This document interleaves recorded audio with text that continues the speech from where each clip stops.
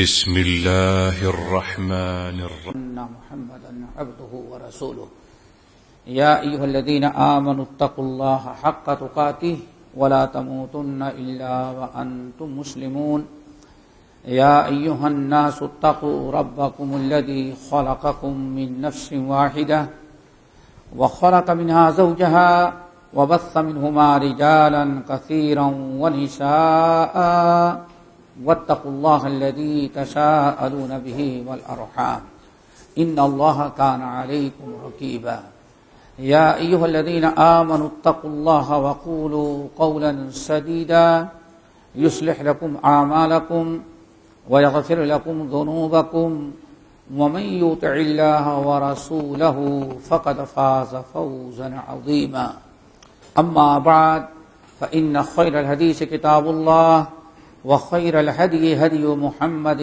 صلى الله عليه وسلم وشر الأمور محدثاتها وكل محدثة بدعة وكل بدعة ضلالة وكل ضلالة في النار فأعوذ بالله من الشيطان الرجيم بسم الله الرحمن الرحيم اليوم أكملت لكم دينكم وأتممت عليكم نعمتي ورضيت لكم الإسلام دینا۔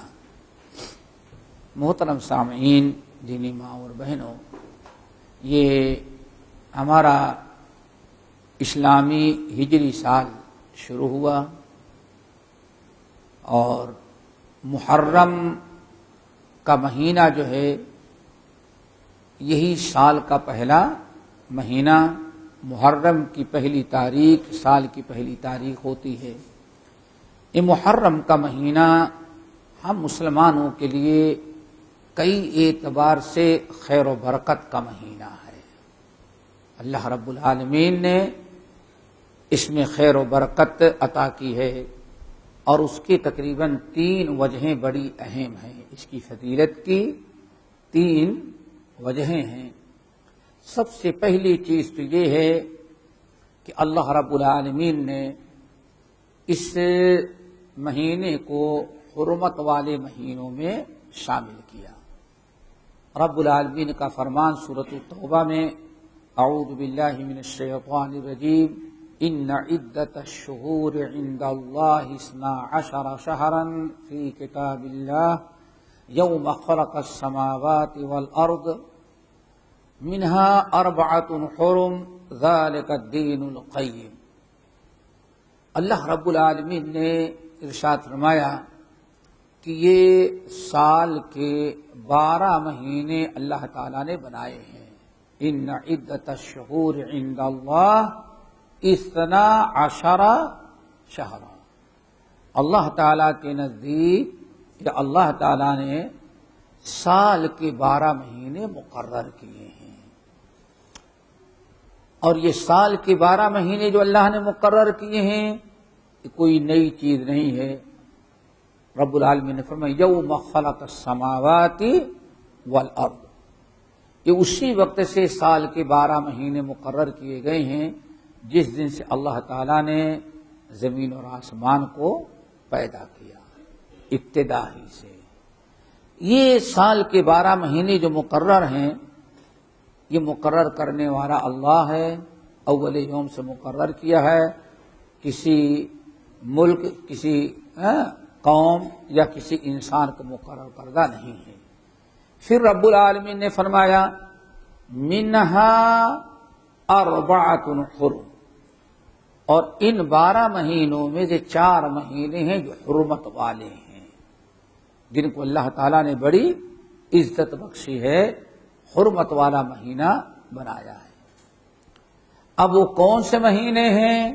اللہ تعالیٰ نے قرآن میں ان 4 مہینوں کا نام نہیں لیا۔ منہا 4 حرم، 4 مہینے ان میں سے ہیں۔ رسول اللہ صلی اللہ علیہ وسلم نے حدیث کے اندر ان کی تعداد نام بتایا، ذی قعدہ، ذی الحجہ، محرم، یہ 3 مہینے لگاتار ہیں، پھر 1 مہینہ رجب کا ہے۔ یہ 4 مہینے حرمت والے ہیں۔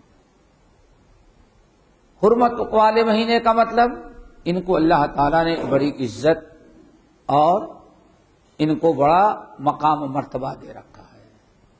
ہر انسان پر ان کا احترام واجب اور فرض قرار دیا گیا. منہا اربعۃ حرم، یہ حرمت والے مہینے، ان کا ادب، ان کا احترام، چونکہ اللہ تعالیٰ نے یوم خلق السماوات والارض سے بنایا مقرر کیا تھا، اسی لیے ہمیشہ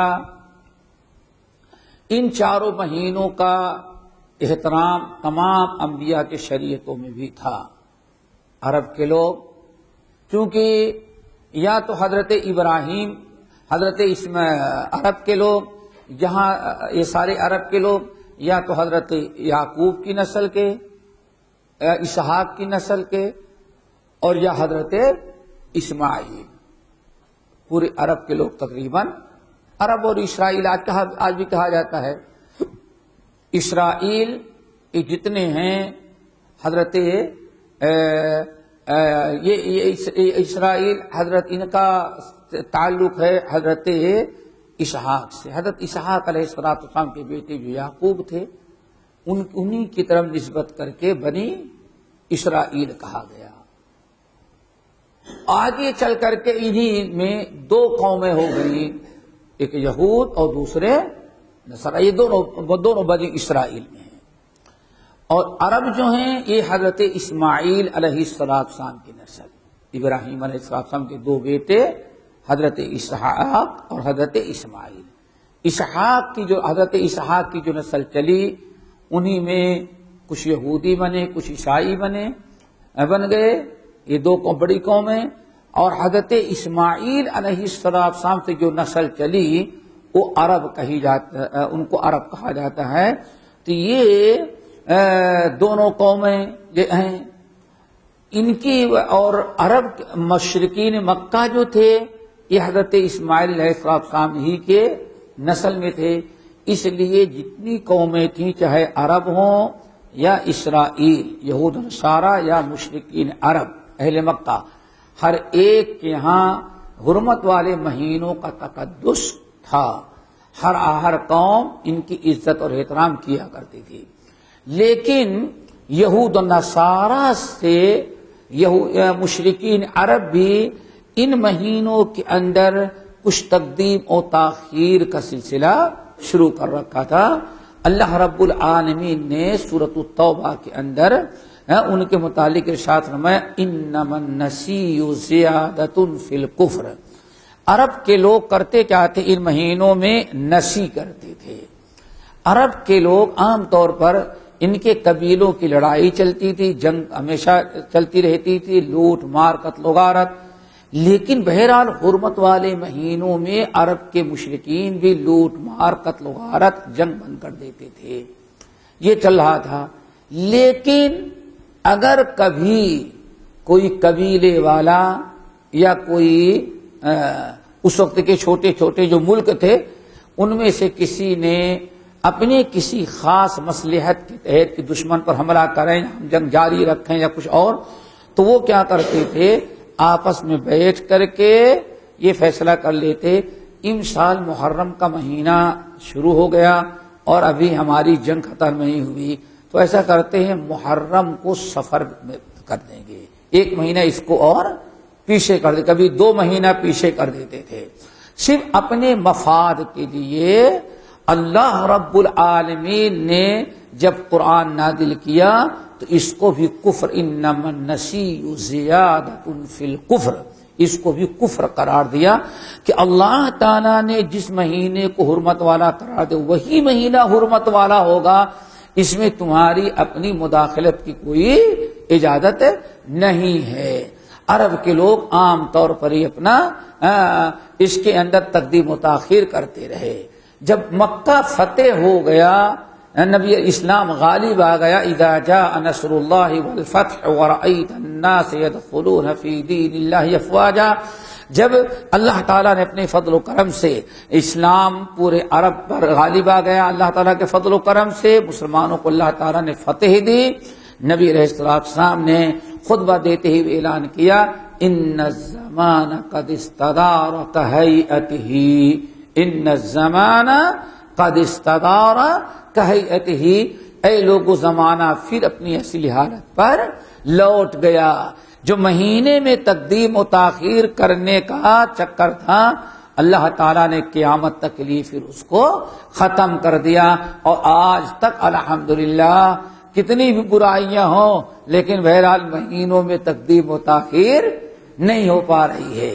تو یہ سال کے 12 مہینوں میں سے یہ 4 مہینے جو حرمت والے ہیں، اللہ تعالیٰ نے فرمایا ذالک الدین القیم، یہی ٹھوس دین ہے کہ اللہ نے جو چیز جیسے کہی ہے ویسے اس کو باقی رکھو، اس میں تقدیم و تاخیر اور تغیر و تبدل نہ کرو۔ یہ تو میرے بھائی ایک بہت بڑی وجہ آ گئی، سمجھ میں آ گئی کہ یہ حرمت والے مہینے میں یہ محرم جو ہے جو شروع ہوا ہے تیسرا مہینہ، ہر حرمت والے مہینے بعدم ہیں، اچھا ہونا چاہیے، لیکن ان 4 حرمت والے مہینے جو ہیں ان میں محرم کو اللہ تعالیٰ نے سب پر فضیلت دے رکھی ہے۔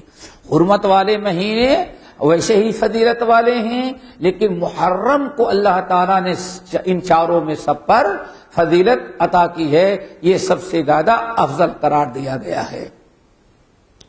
یہ معاملہ یوں ہی الحمدللہ چل رہا ہے اور چلتا رہا۔ اب یہاں ایک چیز اور یاد رکھ لینا چاہیے، وہ یہ کہ یہ سال کے 12 مہینے جو ہیں ان کو مسئلہ اچھی طرح سے یاد رکھیے گا کہ وہ اسلامی احکام، وہ اسلامی احکام کچھ ایسے ہیں جو گھنٹوں کے ہیں، کچھ منٹوں کے ہیں، ہے نا؟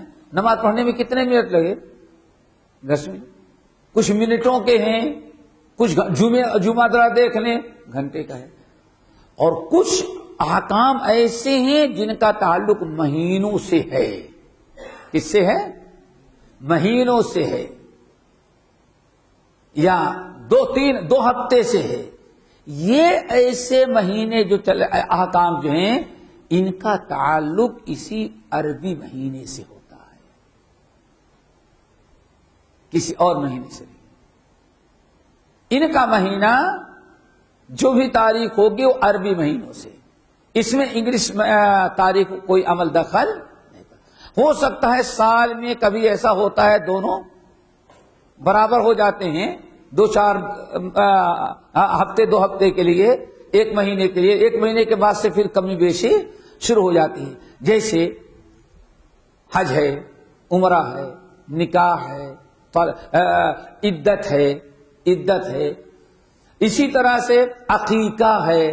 یہ سارے احکام جو ہیں، جسے مطلقہ کی عدت ہے، متوفی عنہا زوجہا کی، اور بہت سارے معاملات ہیں، خلا کی عدت ہے، جو بھی بہرحال مسائل جن کا تعلق مہینوں سے ہے عدت کا، عام طور پر مطلقہ وہ عورت جس کے شوہر کا انتقال ہو گیا، یا وہ عورت جو آئس ہو چکی ہے، تو یہ سارے نکاح کے، طلاق کے، حج کے، عمرے کے، رمضان کے روزوں کے، یہ ہفتے میں ہر مہینے میں 3 دن کا جو روزہ رکھ ایام بیض، ان تمام کا تعلق اصل میں اسی عربی تاریخ سے ہوگا، اور اللہ تعالیٰ نے اس میں بڑی مصلحت رکھی ہے۔ اگر اللہ رب العالمین مثلا رمضان کا مہینہ عربی مہینوں سے، رمضان کا روزہ عربی مہینوں سے نہ رکھتا، تو اگر رکھ دیتا کہیں کیا کہتے ہیں سردی سے، جنوری سے، دسمبر سے، تو بہرحال بہت سارے مسائل، یا جون جولائی سے رکھ دیتا تو ہم اور آپ تو ہمیشہ گرمی میں اور ٹھنڈی ملک والے ہمیشہ، تو اللہ نے ایسا کیا ہے کہ یہ دن چھوٹا بڑا، اسی طرح سے ٹھنڈا گرم بارش، اس لیے ہر موسم میں آپ کو روزے کا مزہ لینا پڑتا ہے، کبھی سردی میں ہے، کبھی گرمی میں ہے، کبھی موسم خزاں میں ہے، کبھی بارش میں ہے، ہر سال میں یہ 2-4 سال کے اندر بدل کر کے آتا رہتا ہے۔ دوسری چیز جس کی وجہ سے ماہ محرم کو اللہ تعالیٰ نے بڑی فضیلت دے رکھی ہے، وہ یہ ہے کہ سنن صحیح مسلم وغیرہ کی حدیث، نبی علیہ السلام سے پوچھا گیا یا رسول اللہ ای الصیام افضل بعد صیام رمضان، یا رسول اللہ ای الصیام افضل بعد صیام رمضان، یا رسول اللہ رمضان کے بعد سب سے افضل روزہ کون ہوتا ہے؟ افضل الصیام بعد صیام رمضان، یا رسول اللہ رمضان کے بعد سب سے افضل روزہ کب کا ہوتا ہے؟ آپ نے فرمایا افضل الصیام بعد رمضان صیام شہر اللہ المحرم، صیام شہر اللہ المحرم۔ یا رسول، آپ نے فرمایا کہ رمضان کے بعد سب سے افضل روزہ جو ہوتا ہے وہ شہر اللہ کا ہوتا ہے، یعنی المحرم۔ اللہ رب العالمین نے سال کے 12 مہینے جتنے ہیں، صرف محرم کا مہینہ ایسا ہے جس کو اللہ نے شہر اللہ، اللہ رسول شہر اللہ قرار دیا، اللہ کا مہینہ۔ یہ بہت بڑی رمضان کی محرم کی بہت بڑی اہمیت اور فضیلت اس سے ثابت ہوتی ہے۔ کیوں؟ ایک ہی مہینہ ہے جس کو اللہ کے رسول صلی اللہ علیہ وسلم نے اللہ تعالی سے منسوب کیا، شہر اللہ، اللہ کا مہینہ۔ جس چیز کی نسبت اللہ تعالی کی طرف کر دی جائے اس کی عزت، اس کی اہمیت، اس کا مقام و مرتبہ بہت ہی زیادہ بڑھ جایا کرتا ہے۔ پھر پوچھا راوی نے اچھا یا رسول اللہ ای الصلاۃ افضل بعد صلاۃ المکتوبہ، فرائض نماز کے بعد سب سے افضل نماز کون ہوتی ہے؟ آپ نے ارشاد فرمایا صلاۃ الرجل فی جوف اللیل، تہجد کی نماز، رات کے آخر یعنی تہجد کی نماز۔ فرائض کے بعد سب سے افضل نماز جو ہے وہ تہجد کی نماز ہے، رات کی نماز ہے، اور رمضان کے بعد سب سے افضل روزہ جو ہے وہ محرم کا روزہ ہے۔ اب یہاں ایک چیز ہے سمجھنے کی، کچھ لوگ یہ کہتے ہیں کہ یہاں محرم کا روزہ جو اللہ رسول نے فرمایا کہ رمضان کے بعد سب سے افضل روزہ محرم کا ہے، تو محرم کے روزے سے مراد کچھ لوگ کہتے ہیں عاشورے کا روزہ ہے۔ کس کا روزہ؟ عاشورے کا۔ لیکن روایتوں سے پتہ چلتا ہے کہ نہیں، عاشورے کی روزے کی عدد الگ فضیلت ہے، یہاں جو فضیلت بیان کی جا رہی ہے عام نفلی روزوں کی۔ رمضان کے بعد انسان نفلی روزہ اگر رکھنا چاہے زیادہ سے زیادہ تو سب سے افضل مہینہ کون ہے روزہ رکھنے کا؟ محرم کا، کیونکہ امام ترمذی، امام احمد بن حنبل، بہقی وغیرہ نے نقل کیا، نعمان بن سعد نام ہے تابعی کا، کہتے ہیں میں نے علی رضی اللہ تعالیٰ عنہ سے پوچھا کہ علی بتاؤ کس مہینے کا روزہ رکھنا، کس مہینے میں روزہ رکھنا زیادہ افضل ہے؟ سال کے 12 مہینے جو ہیں، رمضان کے بعد نفلی روزہ رکھنے کے لیے سب سے افضل مہینہ کون ہے جس میں سب سے زیادہ روزہ رکھنا اللہ تعالیٰ کو محبوب ہو؟ تو علی رضی اللہ تعالیٰ نے کہا تم نے ہم سے وہی سوال کیا جو آج تک کسی نے نہیں کیا تھا، اور ہمارے ساتھ بھی معاملہ ایسا ہی ہوا۔ نبی علیہ السلام کی مجلس میں بیٹھے ہوئے تھے، ایک شخص نے آ کر کے کہا کہ یا رسول اللہ رمضان کے علاوہ سب سے افضل مہینہ روزہ رکھنے کے لیے کون ہے؟ تو اللہ رسول نے فرمایا تم سے پہلے آج تک مجھ سے کسی نے سوال نہیں کیا۔ تو سنو، اگر تم چاہتے ہو کہ رمضان کے بعد سب سے افضل مہینہ روزہ رکھنا، سب سے افضل مہینہ کون سا ہے جس میں زیادہ زیادہ روزہ رکھو، تو فصم شہر اللہ المحرم، فصم شہر اللہ یہاں عاشورے کا نہیں بلکہ کس کا تذکرہ ہے؟ مہینے کا۔ تو آپ نے فرمایا کہ رمضان کے بعد سب سے افضل روزہ جو ہوتا ہے وہ محرم کے مہینے کا ہے۔ تو اس طرح اس لیے یہ کہا جائے، زیادہ قول راجح قول یہی ہے کہ افضل الصیام بعد صیام رمضان شہر اللہ المحرم، یا افضل الصلاة بعد الصلوات المکتوبہ صلاة الرجل فی جوف اللیل او کما قال علیہ الصلوۃ والسلام۔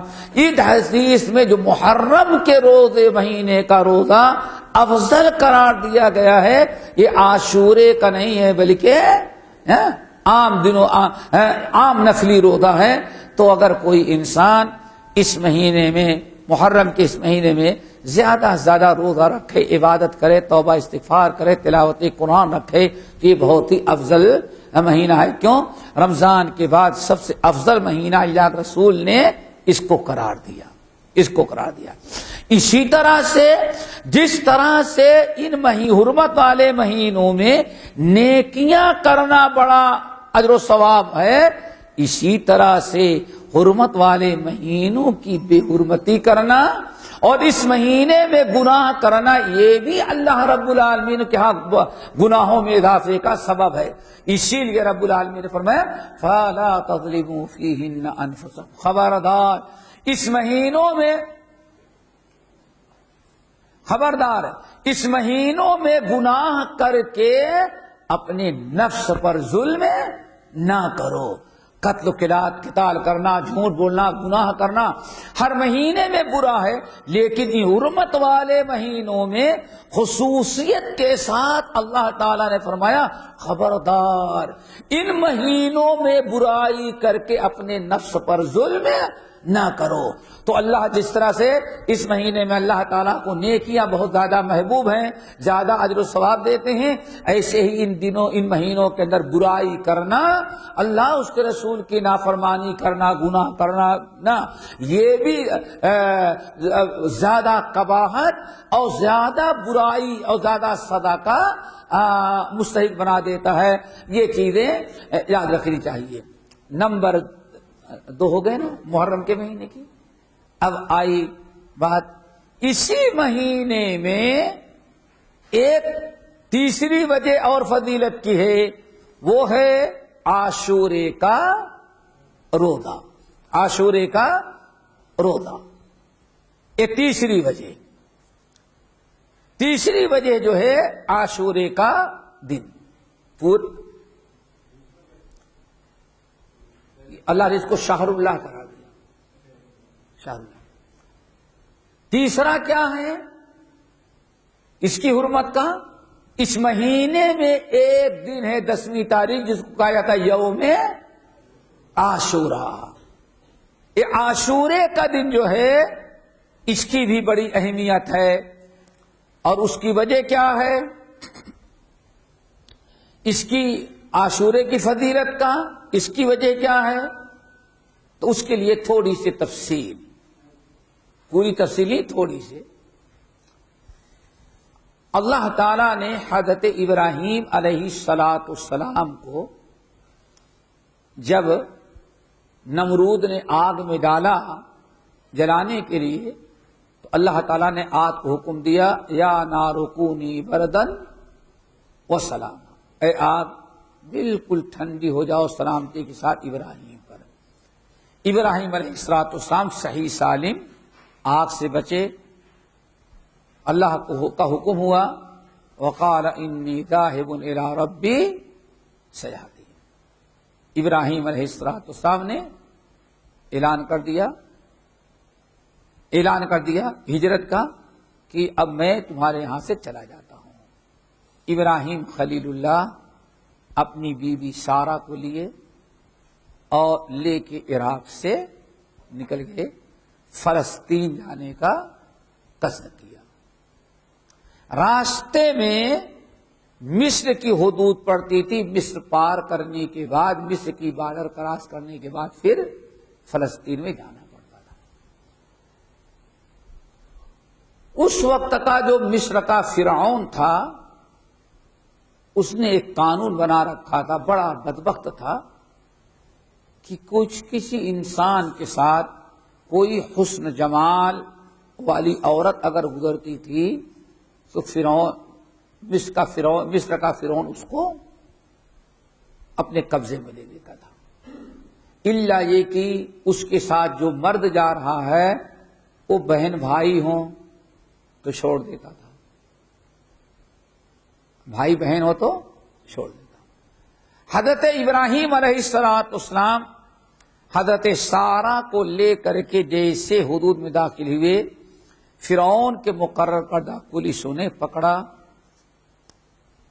اور عورت کو چھوڑ دیا، ابراہیم علیہ السلام کو اکیلے پکڑ کے لے کے گئے۔ فرعون نے پوچھا تمہارے ساتھ کون سی عورت ہے؟ ابراہیم علیہ السلام نے کہا اختی، میری بہن کا، حالانکہ کیا تھی وہ؟ بیوی تھی، اختی کا۔ ابراہیم علیہ السلام کو اس نے آزاد کیا اور پولیس کو کہا اس کو لے جاؤ چھوڑو، اور عورت کو لے کر کا اس سے پوچھے واقعی کہ بھائی بہن ہے کہ میاں بیوی ہے۔ ابراہیم خلیل اللہ آئے اور اپنی بیوی ہاجرہ کو چپکے سے کہا دیکھو یہ ظالم بادشاہ فرعون اگر کسی آدمی کے ساتھ اس کی بیوی کو حسن جمال والی دیکھتا ہے تو اس کو غصب کر لیتا ہے، چھین لیتا ہے، تو مجھ کو اسی لیے بلایا، تمہارے بارے میں پوچھا تم کون ہو، تمہارے ساتھ کون سی عورت ہے؟ میں نے کہا کہ وہ میری بہن ہے، میری بہن ہے۔ تو اب تم کو یہ پولیس لے کر کے جائے گی، جب فرعون پوچھے تو نہیں کہنا کہ ہم میاں بیوی، تم بھی کیا کہنا کہ وہ ہمارا بھائی ہے، اور یہ بھی کہا سارا ہم دونوں بھائی بہن تو نہیں ہیں، میاں بیوی ہیں، لیکن تم جانتی ہو اس وقت اس سرزمین پر دو ہی مومن ہیں، ایک تم اور ایک ہم، اور مومن مرد عورت جتنے ہیں گرچہ میاں بیوی ہوں لیکن ایمانی رشتے سے سب کیا ہوتے ہیں؟ بھائی بہن۔ بھائی مومن بھائی ہے نا، ہر ایک ہے، آپ کے رشتے میں چچا تو ہے لیکن انما المؤمنون اخوہ، سارے کلمہ گو آپس میں کیا ہے؟ تو ابراہیم خلیل اللہ علیہ السلام نے اپنی بیوی سارہ کو کہا کہ تم جانتی ہو اس وقت تمہارے علاوہ یہاں کوئی مومن نہیں ہے، تو اس لیے میں نے بھائی بہن، یعنی بھائی بہن تو بتایا لیکن نیت کیا ہے؟ دینی بھائی بہن۔ واہ، تم بھی کہہ دینا وہاں۔ ابراہیم خلیل اللہ نے یہ کہہ کر کے بتا کر کے اپنی بیوی سارہ کو پولیس کے ساتھ بھیجا، لیکن فرعون پر شیطان سوار تھا، اس نے حضرت سارہ کو دیکھتے ہی پکڑنا چاہا۔ حضرت سارہ نے دعا کی کہ اللہ تعالیٰ، اور وہ گر گیا، گھسی کھایا، وہ گر گیا، بد دعا کی، اللہ اچھی طرح سے آپ جانتے ہیں کہ یہ ظالم ہماری عزت لوٹنا چاہتا ہے اور میں نے آج تک اپنی عزت بچا رکھی، اللہ تعالیٰ اللہ اس ظالم کے شر سے مجھے بچا لے۔ الحمدللہ، ادھر دعا نکلی، ادھر وہ زمین پر گر پڑا۔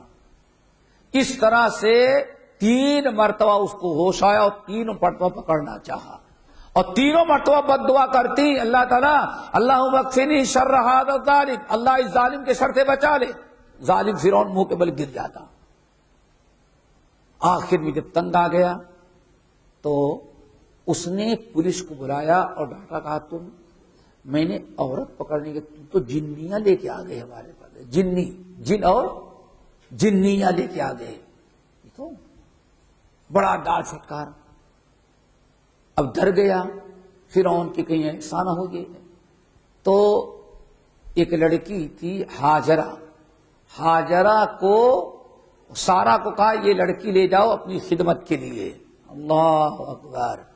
ابراہیم علیہ السلام کے پاس آئیں پورا قصہ بیان کیا. تو اب خدمت کے لیے حضرت ہاجرہ بھی مل گئی تھی. بعد میں شادی کیا ابراہیم خلیل اللہ نے، اور الحمدللہ اسی ہاجرہ سے اسماعیل علیہ السلام پیدا ہوئے. بہرحال جو حضرت سارہ کے ساتھ اس نے بدتمیزی کی تھی، اس سے ابراہیم خلیل اللہ کو اور حضرت سارہ کو تکلیف ہوئی. لیکن اللہ رب العالمین نے اپنے نبی ابراہیم خلیل اللہ کے دل کو خوش کرنے کے لیے، حوصلہ بلند رکھنے کے لیے، دلجوئی کے لیے کہا ابراہیم صبر کرو، تمہاری قوم سے ایک ایسا لڑکا پیدا کریں گے جس سے یہ فرعون کی قوم تباہ ہوگی. یہ کہہ دیا تھا. ابراہیم علیہ السلام لے کے چلے گئے. یہ بشارت جو تھی ابراہیم خلیل اللہ کے قوم میں بالکل عام ہو گئی تھی. ابراہیم علیہ السلام تو دنیا سے چلے گئے. فرعون اپنا ملک تھا اور بنی اسرائیل کہاں آباد تھے؟ فلسطین وغیرہ میں. لیکن یعقوب علیہ السلام کے جب بیٹے پیدا ہوئے تو یعقوب علیہ السلام کے سارے بیٹوں نے مل کر کے یوسف علیہ السلام کو کہاں ڈال دیا؟ کنویں میں ڈال دیا. جب کنویں میں ڈال دیا تو کنویں میں ڈال دینے کے بعد جب کسی پانی بھرنے والوں نے یوسف علیہ السلام کو کنویں سے نکالا اور وَشَرَوْهُ بِثَمَنٍ بَخْسٍ دَرَاهِمَ، پانی کنویں والوں نے، نکالنے والوں نے، جن لوگوں نے نکالا تھا، جس وفد نے، قافلے نے، اس نے لے جا کر کے بالکل سستے میں بیچ دیا. لیکن خریدنے والا فرعون کے دربار کا درباری تھا. حضرت ابراہیم علیہ السلام کی اللہ تعالیٰ کی تدبیر، سنستدرجہم من حیث لا یعلمون واملی لہم ان کیدی. ابراہیم علیہ السلام سے اللہ نے وعدہ کیا، ابراہیم زیادہ غمگین نہ ہو. یہ ظالم فرعون جس نے آج تمہاری بیوی کے ساتھ بدتمیزی کی ہے، آئندہ تمہارے ہی نسل میں ایسا لڑکا پیدا کریں گے جس کی سے اس فرعون اور اس کی قوم کی تباہی ہوگی. ذرا غور کرو. وَمَكَرُوا وَمَكَرَ اللَّهُ وَاللَّهُ خَيْرُ. اللہ تعالیٰ کی تدبیر ذرا دیکھو. کوئی سوچ سکتا تھا کیسی کیسی تدبیر؟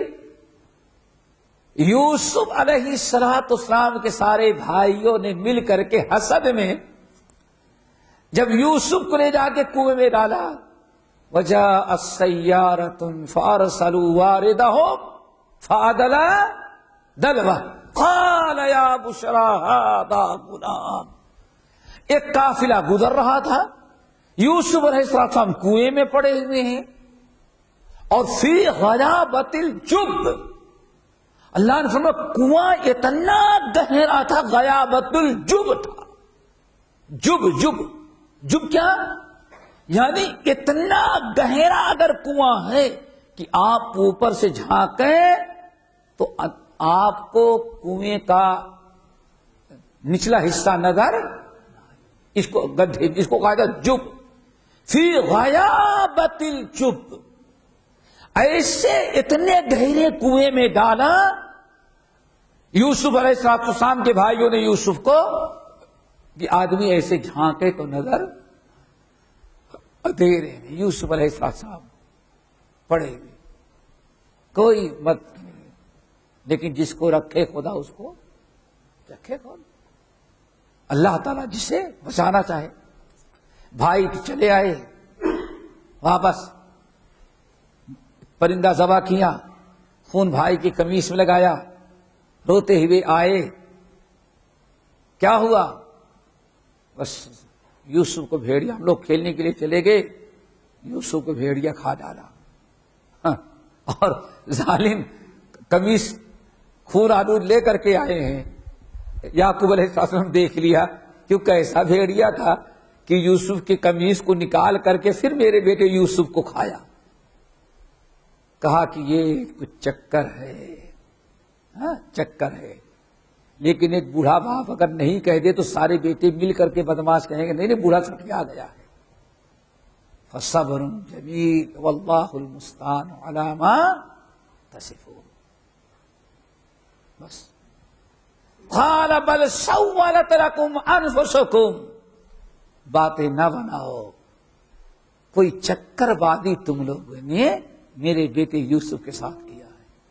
فصبر جمیل. صبر کرو. اللہ اکبر. اس سے انداز لگائیں. دیکھیں کبھی گھریلو معاملات میں کیوں بگڑ جاتے ہیں؟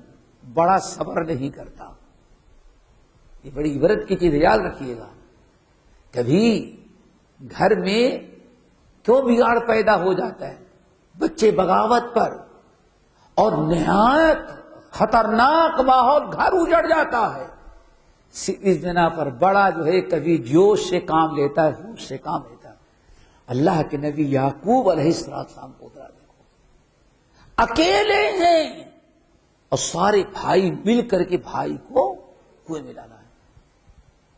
تم لوگ جھوٹ بولتے ہو، بدماش، آج سے مجھ سے بات نہیں کرنے، کچھ نہیں. لازمی چیز ہے. ایک باپ بیچارہ 10 کا مقابلہ کیا کرتا؟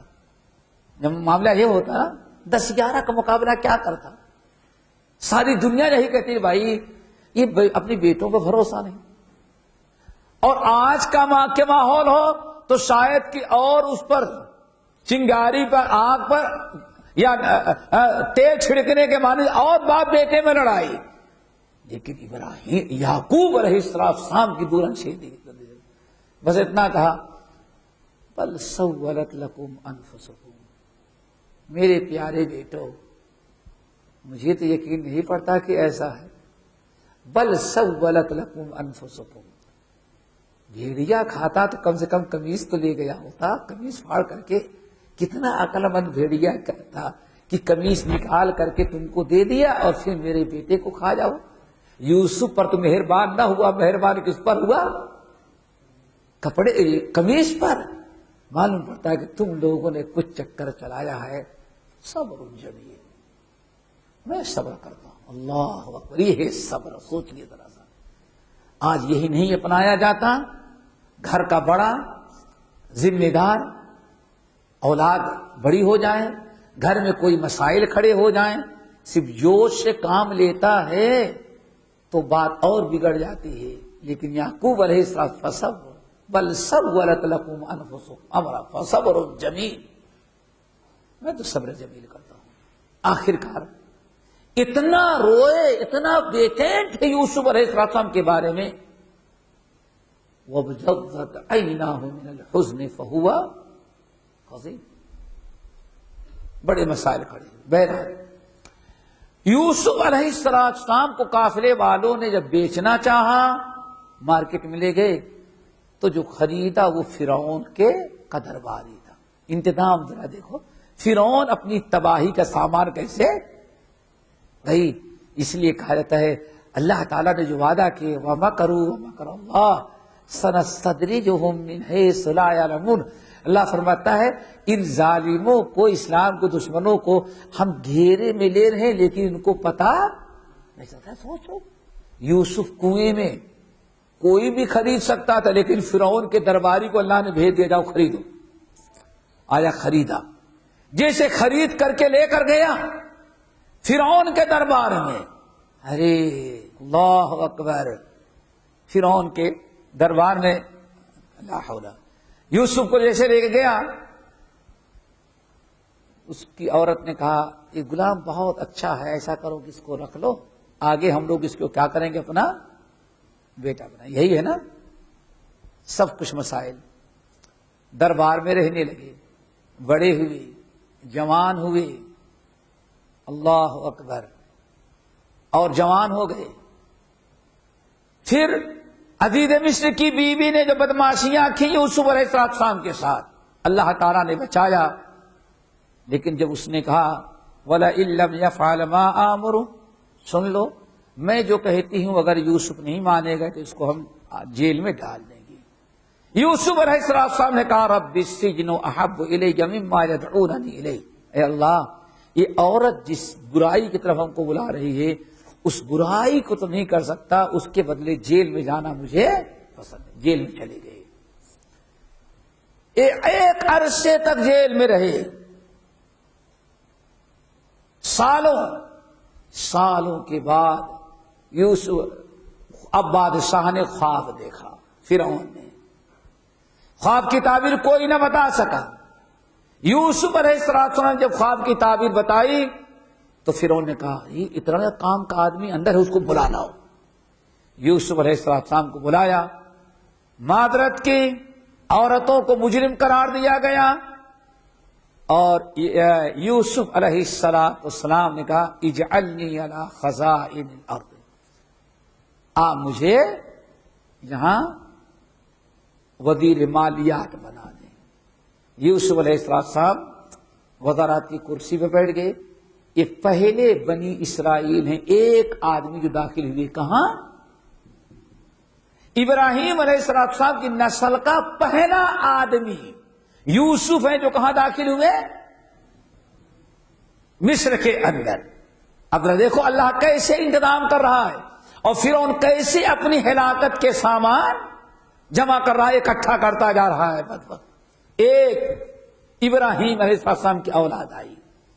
پھر جب خواب کی حقیقت معلوم ہو گئی اور یوسف علیہ السلام کے بھائی بنیامین بھی پکڑے گئے، اور بعد میں جب سارا معاملہ صاف ہو گیا تو یوسف علیہ السلام اپنے خاندان کے لوگوں کو بلایا جو پورا قصہ جانتے ہوں گے۔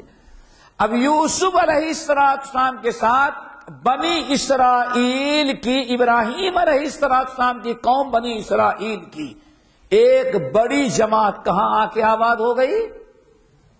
مصر کے اندر۔ اب مصر کے اندر فرعون اس کی قوم ہے، اور ابراہیم علیہ السلام کی نسل اور قوم کی بھی ایک جماعت آ گئی۔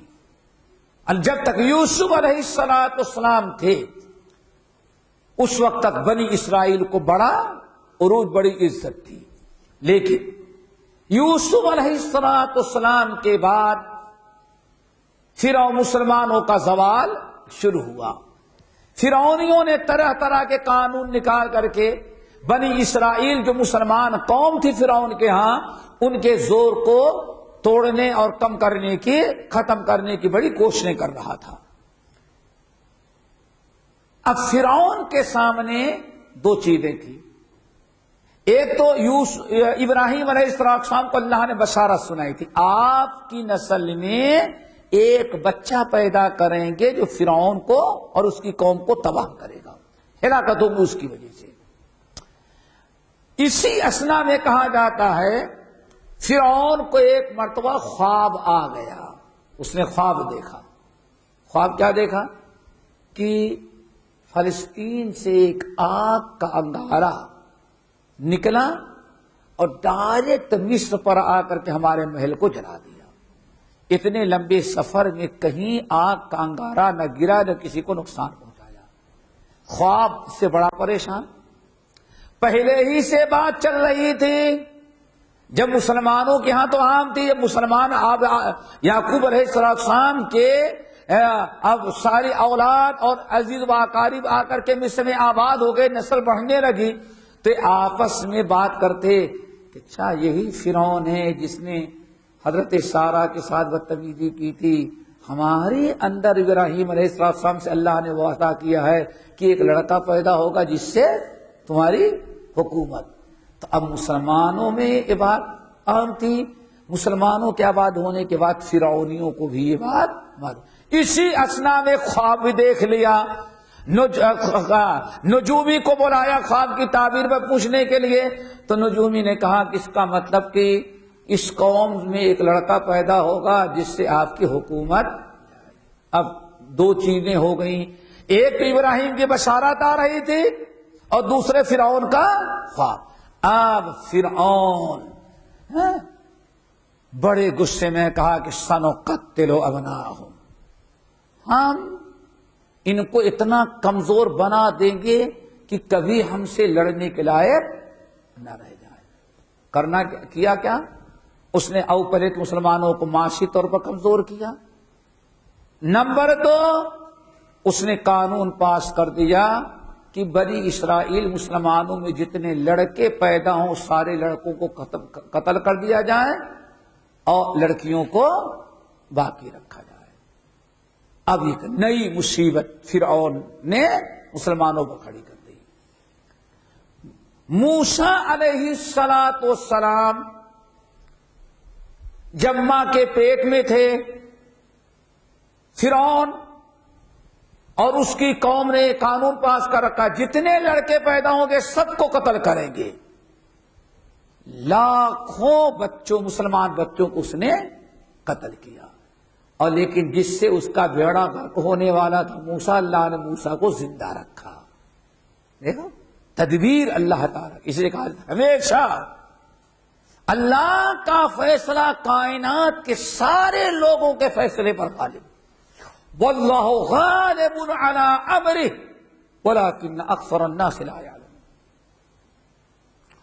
فرعون کتنی تدبیریں اختیار کی، سارے بچے موسیٰ علیہ السلام پیدا ہوئے، اللہ تعالیٰ نے فرعونیوں کو پتہ نہیں چلنے دیا، ماں کے پیٹ میں تھے پتہ ہی نہیں چلنے دیا، سارے فرعونیوں کو اللہ تعالیٰ اندھا بنا دیا، بدبختوں کو، ان کی ساری CID ساری عورتیں گھوم رہی ہیں، لیکن جس بچے سے فرعون کو ختم ہونا ہو اس بچے کا پتہ ہی نہیں چلتا۔ موسیٰ علیہ السلام پیدا ہوئے تو اب ان کی ماں کیوں، جب تک پیٹ میں تھی تو غنیمت، اب تو بچہ پیدا ہونے کے بعد روئے گا نا، روئے گا، پاس پڑوس میں آواز جائے گی، فرعونیوں کو پتہ چلے گا۔ اب بہت پریشان ہوئی موسیٰ علیہ السلام کی ماں۔ اللہ رب العالمین نے فرمایا وَأَوْحَيْنَا إِلَىٰ أُمِّ مُوسَىٰ أَنْ أَرْضِعِيهِ، ہم نے موسیٰ کی ماں جب پریشان ہوئی تو ان کے پاس ہم نے وہی بھیجی کہ پریشان نہ، اللہ تخافی ولا تحزنی، تم ڈر نہیں کرو، کوئی خوف زدہ نہ ہو، بچے کو دودھ پلاؤ، اگر تمہیں فرعونیوں کے آنے کا خطرہ محسوس ہو تو ایک صندوق بنا کر کے رکھو، جیسے فرعونی آنے لگے بچے کو صندوق میں رکھ کر کے فوراً تم بھیج دینا۔ کہاں بھیج دینا؟ دریا میں ڈال دینا۔ موسیٰ علیہ السلام گھر میں رہتے رہے، ایک دن فرعونیوں کو پتہ چل گیا، ارے اس گھر میں بچہ ہے،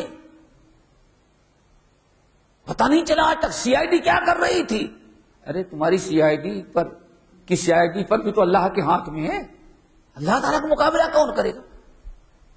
موسیٰ علیہ السلام کے گھر میں جیسے داخل ہونے لگے، موسیٰ کی ماں نے پہلے تیار کیا تھا بچے کو دریا میں سرکا کر کے بیٹھ گئی، آئے نہیں، ساری CID رپورٹ سب جھوٹی ہے، جھوٹی ہے تو سچی، لیکن اللہ نے تمہیں اندھا ڈال کر دیا۔ موسیٰ علیہ السلام دریا میں گئے، بہتے بہتے فرعون کے محل کے پاس آ کر کے ٹھہر گئے۔ اللہ نے حکم دیا فَلْيُلْقِهِ الْيَمُّ بِالسَّاحِلِ، اللہ نے کو دریا، اب موسیٰ کے صندوق کو اس کنارے ڈال دے۔ فرعونیوں نے، فرعون کے خاندان کی کچھ عورتیں تھیں، کچھ لوگ، انہوں نے دیکھا، صندوق اٹھایا، کھولا تو اس کے اندر بچہ نکلا۔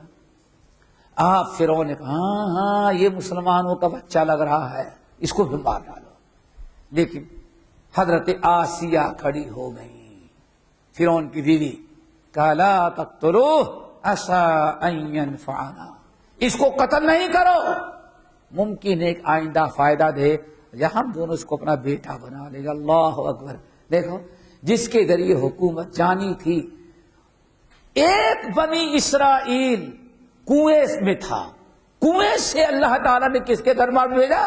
فرعون، اللہ اکبر۔ اور پھر اسی ایک بچہ جو تھا یوسف، اسی کی جب نسل بڑھی تو اسی نسل میں موسیٰ پیدا ہوئے، اور موسیٰ جب پیدا ہوئے گھر میں، اللہ تعالیٰ نے ان کی حفاظت کے لیے ان کو کہاں ڈلوا دیا؟ دریا میں۔ اب چل کر کے فرعون کے دربار میں آ گئے۔ اس طرح سے موسیٰ علیہ السلام فرعون کے دربار میں بڑے ہوئے، جوان ہوئے۔ جب اللہ تعالیٰ نے نبی بنا کر کے بھیجا تو فرعون نے کہا ہاں ہم ایمان نہیں لائیں گے۔ اب فرعون کی اور موسیٰ علیہ السلام جو ابراہیم علیہ السلام کے نسل تھے، سینکڑوں سال بعد اب کشمکش شروع ہوئی۔ آخر کار لڑائی جاری رہی مسلمانوں کی فرعون کے ساتھ، موسیٰ اور فرعون کی لڑائی جاری رہی، یہاں تک کہ ایک دن اللہ رب العالمین نے موسیٰ کو حکم دیا کہ اپنے ایمان والے ساتھیوں کو لے کر کے آپ چلے جائیں، یہاں سے مصر چھوڑ ہجرت کر جائیں، فلسطین واپس جائیں۔ اللہ اکبر! راستے میں دریا پڑتا تھا، موسیٰ علیہ السلام کو حکم ہوا لاٹھی ماریں، لاٹھی مارا، دریا دو ٹکڑے ہوا، خشک ہو گیا، راستہ آسانی سے پار ہو گئے۔ جب موسیٰ علیہ السلام پار ہوئے تو ادھر سے فرعون بھی اپنے تمام لشکریوں اور فوجیوں کو لے کر کے چلا آ رہا تھا، چھوٹے بڑے سب مرد عورت آ رہے تھے۔ دریا کھلا ہوا تھا، گھس گئے۔ اللہ رب العالمین نے دریا کو حکم دیا کہ مل جا۔ دریا میں لمحے بھر میں پوری قوم فرعون تباہ و برباد ہو گئی۔ موسیٰ علیہ السلام اپنی آنکھوں سے دیکھ رہے تھے۔ جب اللہ رب العالمین نے موسیٰ علیہ السلام کو نجات دیا اور فرعون کو غرق کیا، تو موسیٰ علیہ السلام نے اللہ کا شکر ادا کرنے کے لیے روزہ رکھا۔ یہ عاشورے کا محرم کی 10 تاریخ دی۔ تو یہ بھی محرم کی تیسری فضیلت اور اہمیت کیا ہے؟ اسی دن اللہ تعالیٰ نے اسلام کے دشمنوں کو غرق کیا، اللہ کے نبی موسیٰ علیہ السلام اور ایمان والوں کو نجات دیا۔ موسیٰ علیہ السلام نے روزہ رکھا شکر ادا کرنے کے لیے، اسی وقت سے عاشورے کا روزہ شروع ہو گیا۔ جس نے عاشورے کا روزہ رکھا سال بھر کے گناہ معاف۔ اور انتقال فرمانے کے 1 سال پہلے نبی علیہ السلام سے لوگوں نے کہا کہ یا رسول اللہ ہم بھی عاشورے کا روزہ رکھتے ہیں اور یہودی بھی رکھتے ہیں، اس سے تو مشابہت ہوتی ہے۔ تو آپ نے فرمایا آئندہ سال اگر ہم زندہ رہے تو 2 دن کا روزہ رکھیں گے، 9 کا بھی رکھیں گے اور 10 کا بھی۔ چوتھی چیز جو اس کے بڑی اہمیت، عاشورے کی اہمیت، ماہ محرم کی جو اہمیت ہے، چوتھا سبب وہ یہ ہے کہ امیر المومنین عمر ابن الخطاب رضی اللہ تعالی عنہ کے دور خلافت سے مسلمانوں نے صحابہ کرام کے ساتھ عمر فاروق رضی اللہ تعالیٰ عنہ نے حضرت علی، عثمان، یعلا بن امیہ، بڑے بڑے صحابہ کو اکٹھا کر کے یہ مشورہ کیا کہ ہم مسلمانوں کے لیے اپنی کوئی نئی الگ تاریخ ہو، ہمیں جو غیروں کی تاریخ اور مہینے کا اعتبار نہیں کرنا چاہیے۔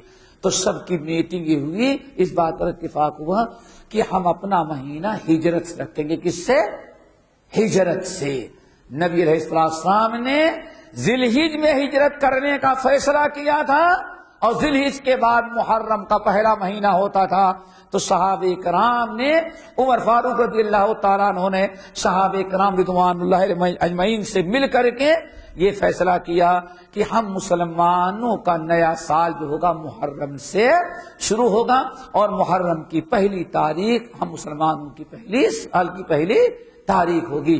یہ 4 اعتبار سے یہ مہینہ ہمارے لیے قابل عزت، قابل احترام ہے۔ ہماری 4 چیزیں اس سے جڑی ہوئی ہیں۔ اللہ تعالیٰ سے دعا کرو عمل کی توفیق نصیب فرمائے۔ پھر انشاءاللہ باقی درسوں میں اقول قولی ھذا واستغفر اللہ من کل ذنب واتوب الیہ۔